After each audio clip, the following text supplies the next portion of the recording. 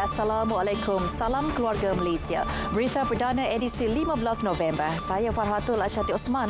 Dan juga saya, Ivan Toh. Kita lihat paparan utama malam ini. Pengurusan sistematik dan selamat bantu kelancaran proses undi awal.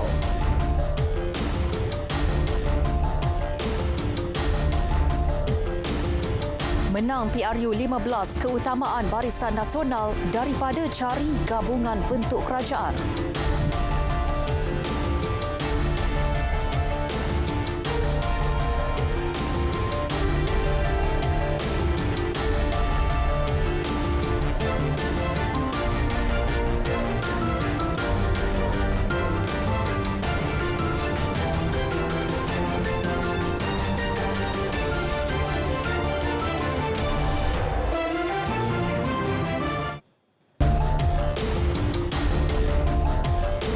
Lebih 90% daripada 224,828 pengundi awal menunaikan tanggungjawab mengundi pada pilihan umum ke-15 PRU 15 hari ini. Peratusan pengundi awal terdiri daripada polis, pasukan gerakan am PGA dan tentera serta pasangan mereka. Ya, pengundian awal dilaksanakan di 578 pusat pengundian dengan 970 saluran dibuka 8 pagi hingga 5 petang tadi. Suruhanjaya Pilihan Raya SPR memaklumkan sehingga pukul 2 petang tadi, sebanyak 85% pengundi awal keluar mengundi direkodkan. Sementara itu, SPR turut menyediakan saluran bagi pengundi awal yang disahkan positif COVID-19. Kesemua mereka diwajibkan memakai pelitup separuh muka selain mematuhi beberapa SOP ketat sebelum mengundi. Proses pengundian awal turut disaksikan ejen calon yang bertanding di bahagian pilihan raya berkenaan.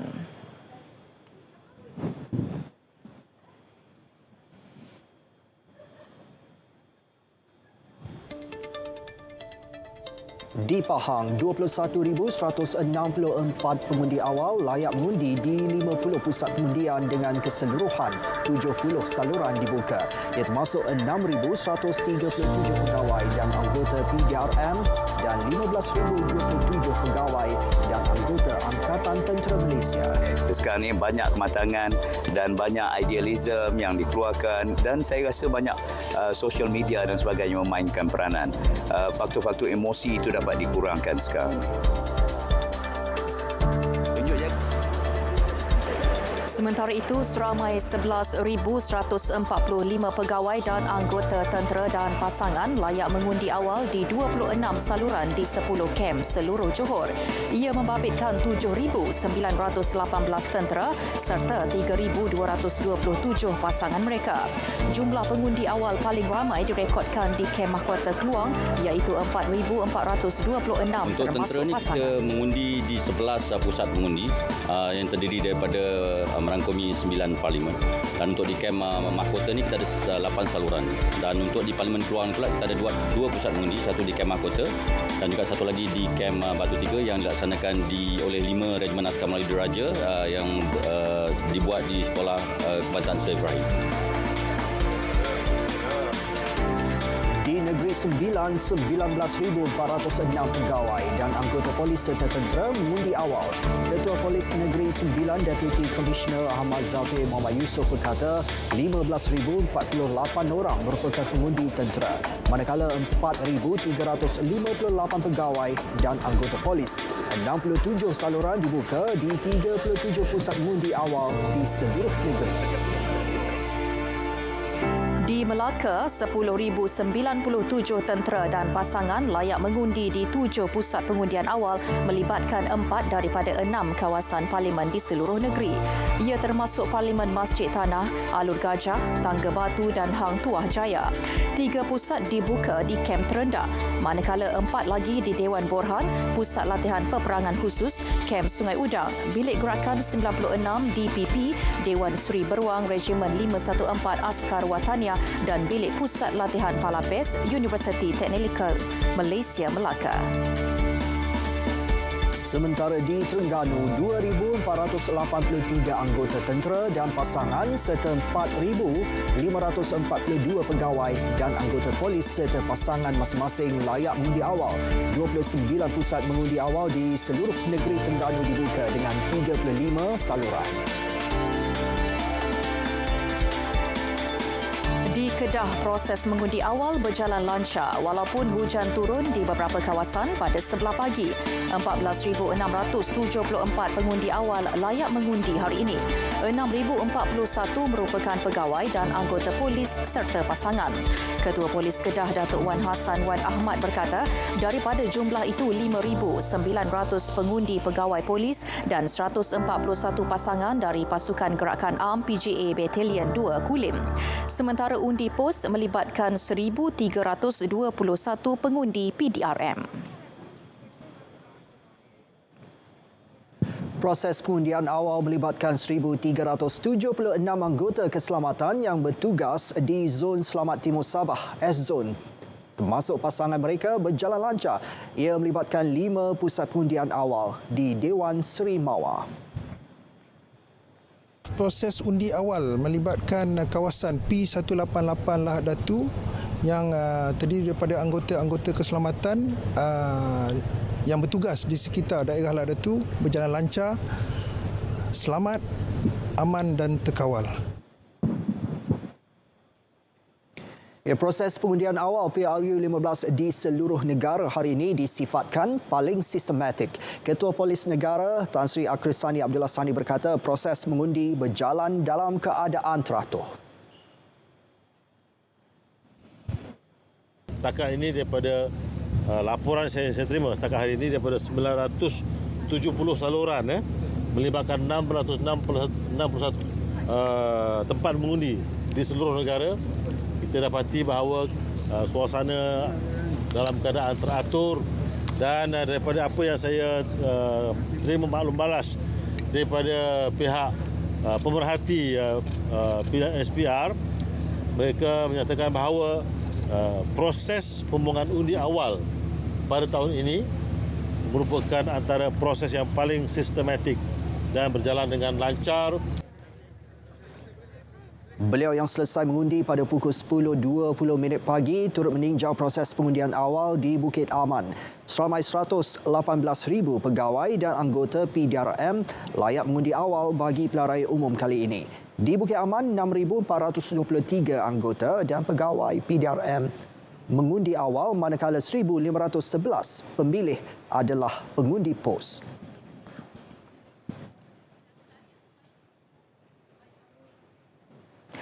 Proses pengundian awal berjalan lancar melalui komitmen yang ditunjukkan pegawai dan anggota tentera bersama pasangan di 153 pusat mengundi seluruh negara.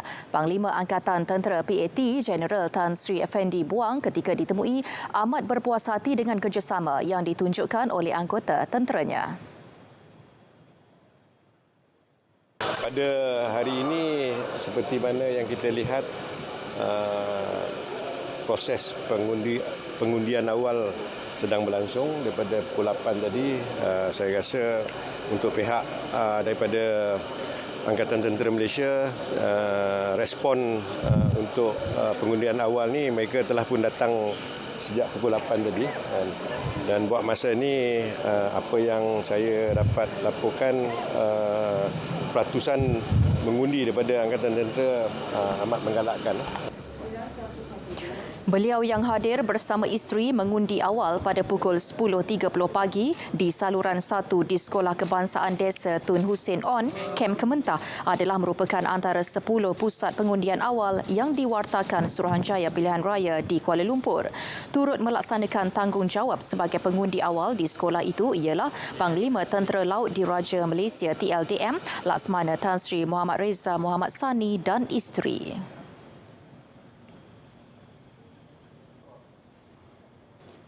Keutamaan Barisan Nasional BN adalah memenangi PRU15 untuk membentuk kerajaan berbanding memikirkan gabungan atau jajaran yang akan dipilih dalam pembentukan kerajaan. Perdana Menteri Datuk Seri Ismail Sabri Yaakob yang juga naib Presiden UMNO berkata keputusan penggabungan adalah keputusan parti. Kalau kita menang, dan kita boleh membentuk kerajaan. Jadi sama ada bergabung atau tidak, itu akan dipikirkanlah. Tapi yang pasti saya sebut di Sarawak semalam, kita pasti akan mewujudkan gabungan bersama parti daripada Sabah dan Sarawak. Ya, kita tak boleh terpisah dengan. Perdana Menteri hadir majlis ramah mesra bersama keluarga feodal Lasah di Sungai Siput, Perak.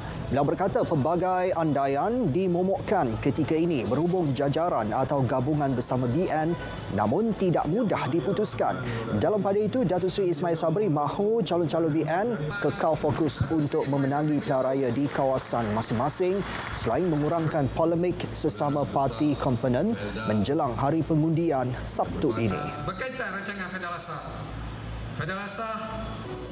Kepada warga feodal, Perdana Menteri memberi jaminan kerajaan prihatin terhadap semua keluarga feodal dan bukan hanya menjaga kebajikan generasi pertama sahaja. Ini dibuktikan menerusi pemberian lot tanah bagi pembinaan rumah untuk generasi kedua warga feodal. Sehingga kini sebanyak 8,670 lot tanah telah dikenal pasti dan usaha tersebut turut akan diperluaskan ke seluruh rancangan.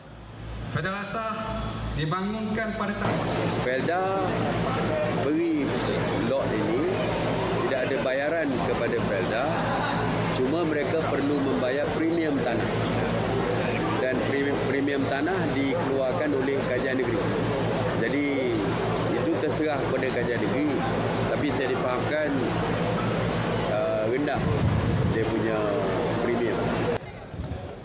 Selain itu, kerajaan turut memperuntukkan 20 juta ringgit skim jaminan kredit perumahan sebagai pembiayaan pembinaan rumah lot serta dana 10 juta ringgit bagi meningkatkan kapasiti perniagaan di bawah tabung usahawan belia kerajaan.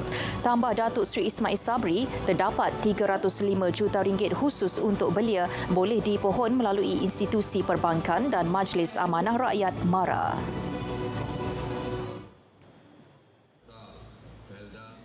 Perdana Menteri turut memaklumkan feodal bersetuju menghapus kira hutang berjumlah 1.8 juta ringgit melibatkan 70 peneroka di feodal Lasah.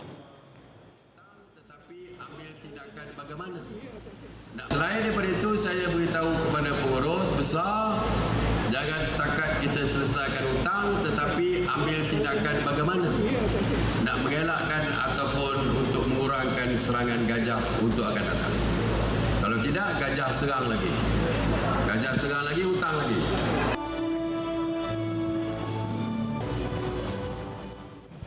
Saudara, sebentar tadi telah masuk waktu solat fardu isyak bagi Kuala Lumpur dan kawasan yang sewaktu dengannya. Selamat menunaikan solat isyak. Datuk Seri Ismail Sabri mengingatkan agar keputusan pembahagian kerusi pertandingan PRU15 tidak dijadikan isu. Barisan Nasional sentiasa menghargai MIC dan MCA selaku parti komponen yang setia di waktu susah dan senang selama ini. Daripada dulu kita bersama. Waktu susah, waktu senang, MIC bersama kita. MCA bersama kita. Kekal bersama UMNO. Jadi inilah masanya kita nak menunjukkan penghargaan kita kepada pengorbanan daripada MIC dan MCA. Tegas beliau, konsep keluarga Malaysia dalam mewujudkan kebersamaan dan sokongan kepada gabungan itu adalah untuk dipilih rakyat pada hari pengundian Sabtu ini.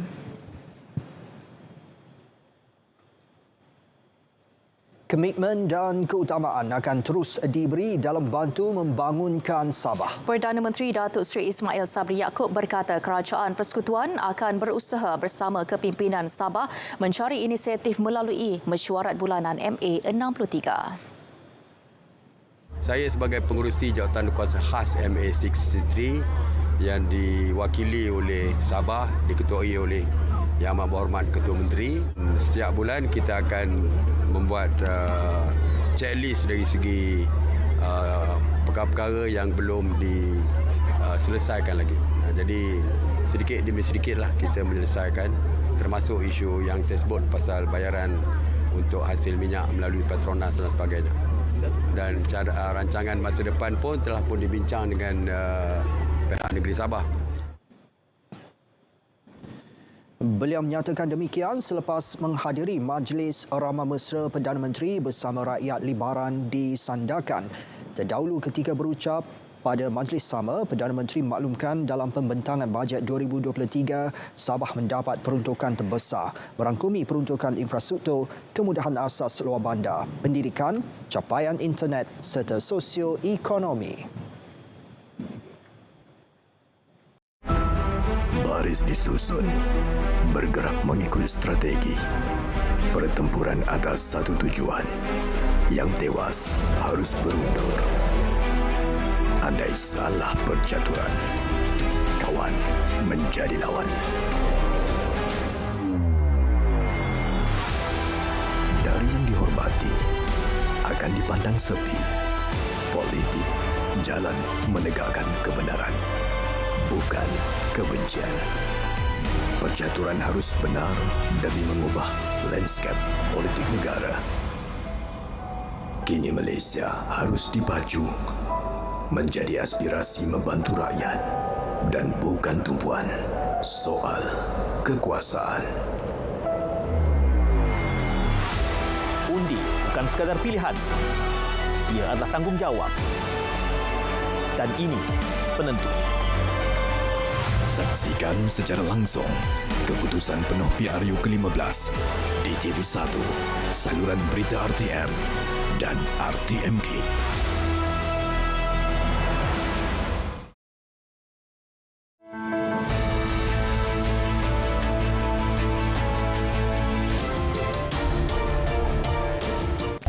Terima kasih kerana terus bersama Berita Perdana. Sistem yang disediakan Suruhanjaya Pilihan Raya SPR melancarkan proses mengundi awal dan memberi keselesaan kepada pengundi. Meluangkan masa selama 30 minit, calon Barisan Nasional Parlimen Titi Wangsa, Datuk Seri Johari Abdul Ghani berpuas hati dengan prasarana dan pengurusan sistematik di pusat mengundi awal Parlimen berkenaan. Dulu saya tak nampak bahawa tempat mengundi ini panas, tak ada aircon. Yang ini saya tengok dia punya susunan tu bagus. Lepas tu masuk kat dalam tu dia siapkan tempat duduk. Lepas tu kalau spouse tempat yang berasingan dan bilik tu tersusun atur. Lepas tu dia sediakan surau kat dalam. Kemudian tempat semayang, toilet kat dalam. Very complete kat dalam tu.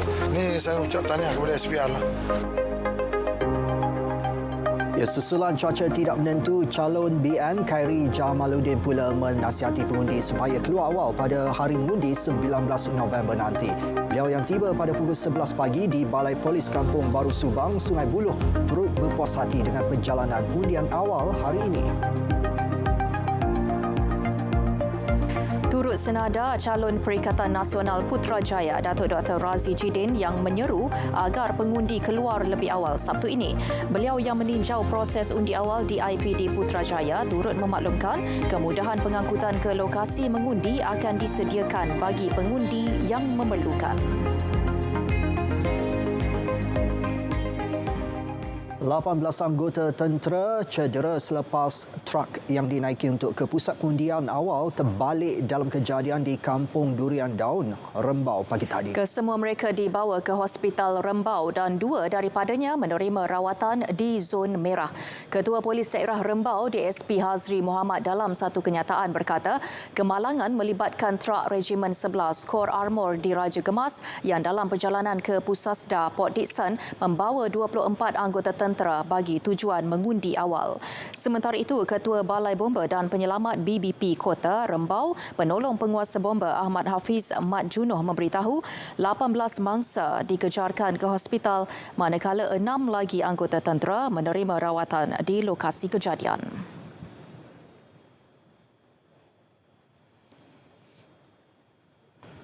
Baik, Polis Diraja Malaysia PDRM membuka 30 kertas siasatan dan menahan 14 individu di 6 negeri atas pelbagai kesalahan berkaitan kempen PRU15 setakat semalam. Ya, Pengarah Operasi PRU15 PDRM, Datuk Seri Hazani Ghazali memaklumkan tangkapan merangkumi 5 di Kelantan, masing-masing 3 di Kuala Lumpur dan Selangor, manakala Sarawak, Kedah dan Perak masing-masing 1 tangkapan. Ya, di Kuala Lumpur, 110 laporan diterima dengan 9 kertas siasatan dibuka.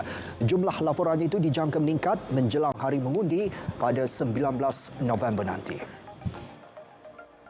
Mengambil peluang ini untuk menasihatkan semua pihak supaya meraihkan amalan demokrasi dan pilihan raya dalam pilihan raya ini dan mematuhi peraturan dan undang-undang yang berkuasa.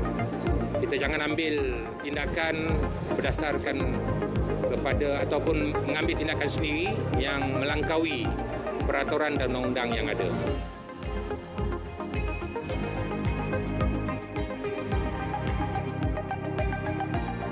Di Selangor pula, 16 kertas siasatan berkaitan kes merosakkan poster, bendera dan gangguan semasa perjalanan kempen PRU15 dibuka setakat ini.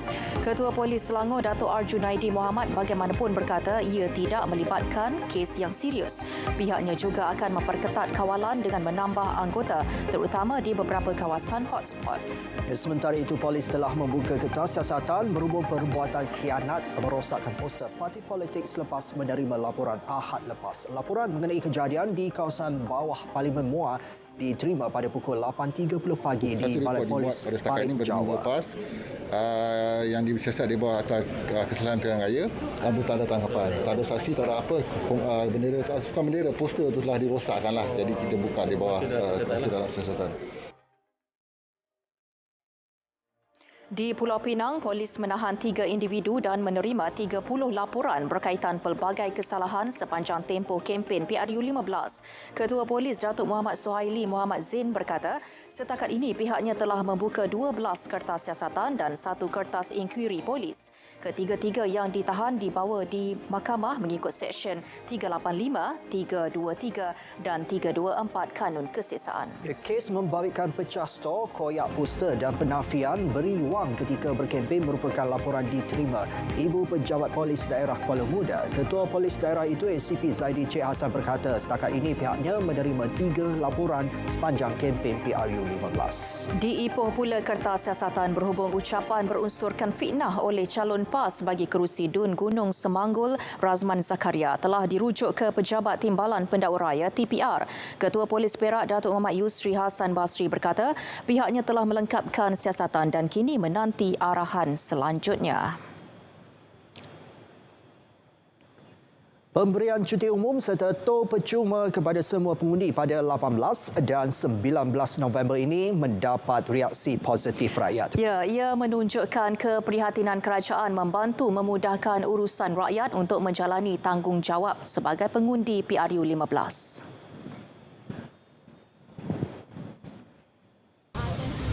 Okey, saya rasa memang baiklah tu.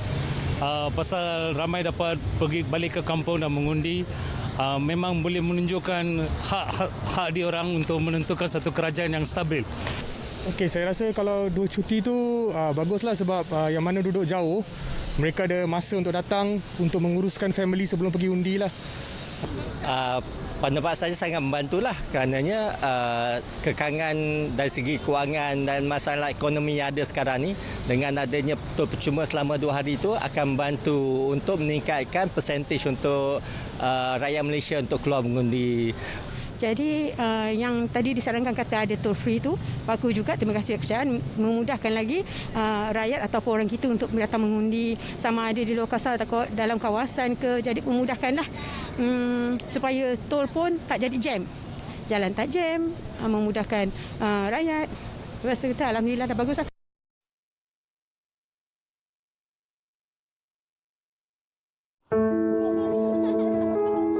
Pantut mengakibatkan kesan yang serius kepada kanak-kanak dan menjejaskan prestasi pembelajaran mereka.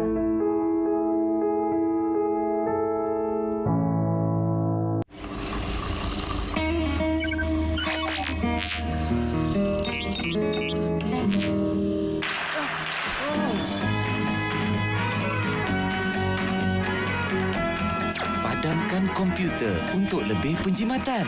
Satu lagi idea bernas untuk anda.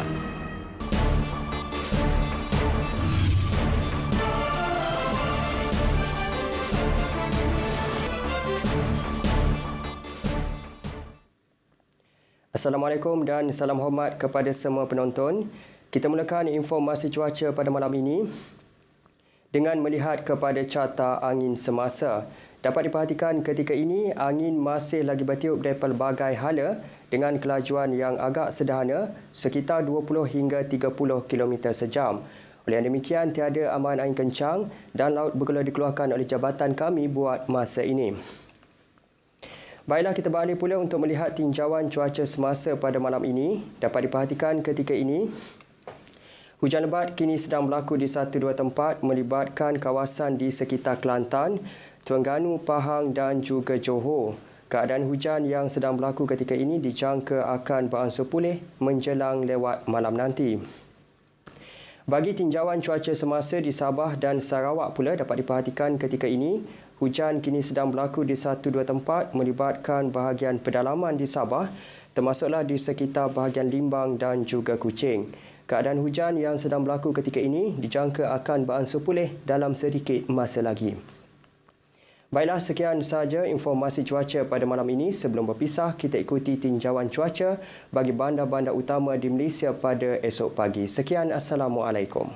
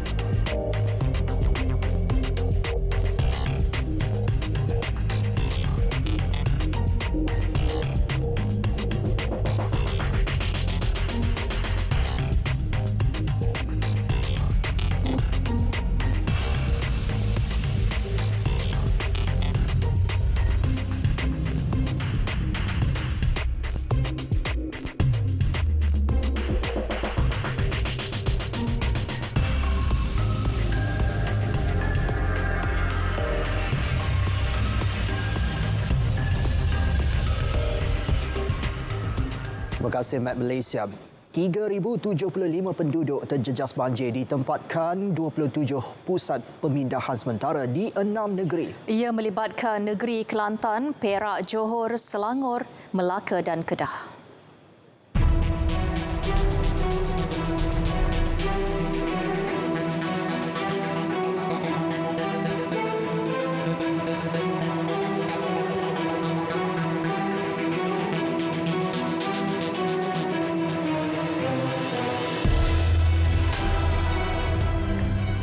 Baik, berita perdana 15 November 2022 berakhir di sini bagi memberi laluan kepada program naratif khas PRU 15 disusuli program Bual Bicara Khas bersama Perdana Menteri, Kestabilan dan Kemakmuran sejurus selepas itu. Yang sahih di RTM #MyPRU15. Dengan itu, Assalamualaikum. Salam keluarga Malaysia.